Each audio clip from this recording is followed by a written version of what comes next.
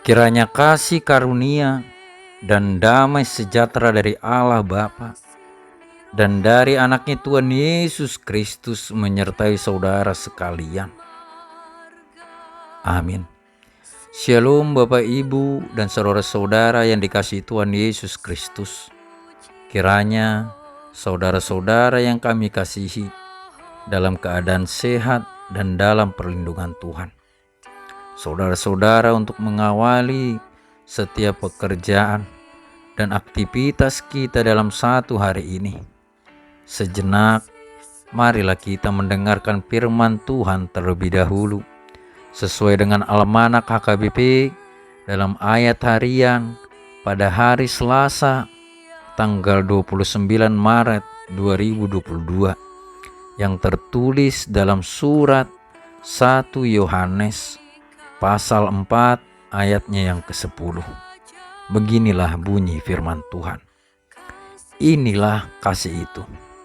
Bukan kita yang telah mengasihi Allah, tetapi Allah yang telah mengasihi kita dan yang telah mengutus anaknya sebagai pendamaian bagi dosa-dosa kita. Inilah kasih itu. Bukan kita yang telah mengasihi Allah, tetapi Allah yang telah mengasihi kita dan yang telah mengutus anaknya sebagai pendamaian bagi dosa-dosa kita. Demikianlah bunyi firman Tuhan. Bapak, Ibu, dan saudara-saudara yang dikasihi Tuhan Yesus Kristus, sumber kasih itu adalah Allah.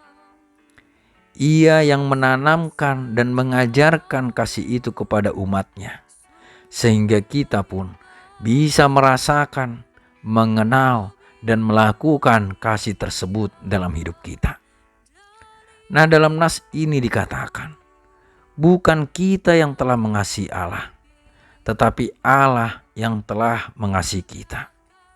Jadi awalnya Allah lah yang mengasihi kita. Demikian juga sampai akhirnya Allah juga yang tetap mengasihi kita. Meskipun kita manusia tidak mengasihi Allah, tetapi Ia tetap mengasihi kita.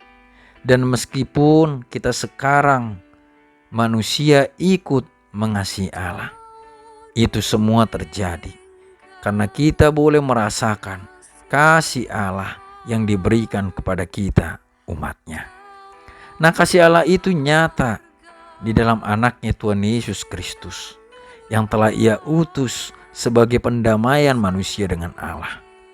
Sebelum Tuhan Yesus hadir di dunia ini, manusia itu jauh dan bermusuhan dengan Allah karena dosa. Pendamaian itu pun terjadi di saat dosa-dosa manusia itu ditebus melalui kematian. Dalam Roma pasal 6 ayat 23a dikatakan, sebab upah dosa ialah maut. Maut atau hukuman itu telah digantikan dan ditanggung oleh Tuhan Yesus agar manusia bisa kembali berdamai dengan Allah. Jadi manusia yang dulunya harus melalui imam ketika memohon pengampunan dosa dengan membawa korban bakaran, tetapi sekarang tidak lagi memerlukan korban bakaran dan tidak perlu melalui imam. Kita bisa secara langsung berkomunikasi dengan Allah melalui setiap doa-doa kita.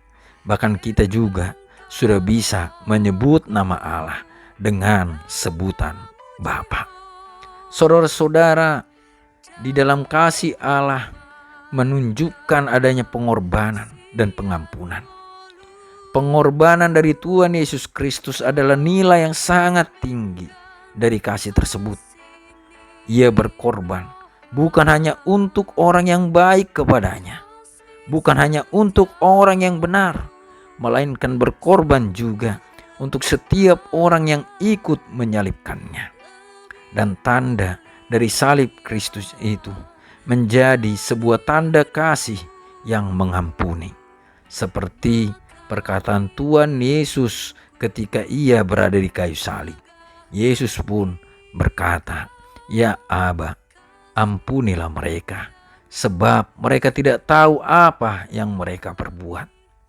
Sebab itu, kita patut bersyukur akan kasih karunia dari Allah Bapa yang telah mengutus anaknya sebagai penebus kita manusia, hingga kita bisa berdamai dengan Allah dan dilayakkannya untuk menerima pengampunan dan keselamatan melalui anaknya Tuhan Yesus Kristus. Nah saudara-saudara, jika Allah telah mengasihi kita, maka kita pun hendaknya hidup untuk saling mengasihi dan melalui teladan Tuhan Yesus Kristus dengan berkorban dan mau memaafkan kesalahan orang lain. Amin. Selamat hidup di dalam kasih Tuhan. Tuhan Yesus memberkati. Mari kita berdoa. Terpujilah Engkau ya Allah Bapa kami yang kami sembah di dalam nama anak-Mu Tuhan Yesus Kristus, Tuhan dan Juru Selamat kami. Kami bersyukur ya Bapa untuk kasih-Mu yang besar dalam kehidupan kami, umat-Mu.